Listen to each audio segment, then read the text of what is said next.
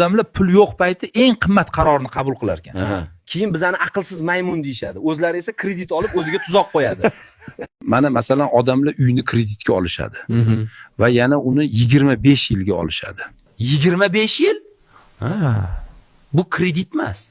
Bu nikoh bo'pti-yu, bank bilan rasmiy nikoh. Eng qizig'i u uy meniki deydi. Ha, albatta kalit uniki, uy bankniki, ular faqat uyga qorovul bo'lib turishadi.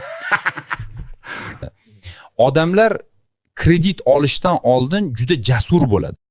To'g'ri, bemalol to'layman, oson, oylik yetadi deb aytishadi. Lekin kreditdan keyinchi? Keyinmi? Aynan. Keyin bananni ham bo'lib yeydigan bo'lishadi. Eng kulgulisi shartnoma. Ha, odamlar shartnomani o'qimaydi-yu.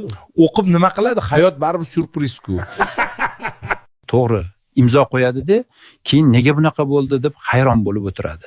Eng qizig'i o'zi 2 kishi yashaydi-da, puli yo'q bo'lsa ham 3 xonali uyni kreditga oladi. Nima qilish kerak unda? Ozgina yig'ib, bir xonali studiya uydan naqdga olsa bo'ladi-yu, 10 mingga bemalol oladi. To'g'ri aytibsan, zato hech kimdan qarz bo'lmaydi. Qayerda bor unaqa uy? Men ham o'zimga olib olaymikin? Faqat imoratda bor bunaqa uylar. Lekin senga sotmaydi, chunki sen odam emassan va odam bo'lmaysan ham.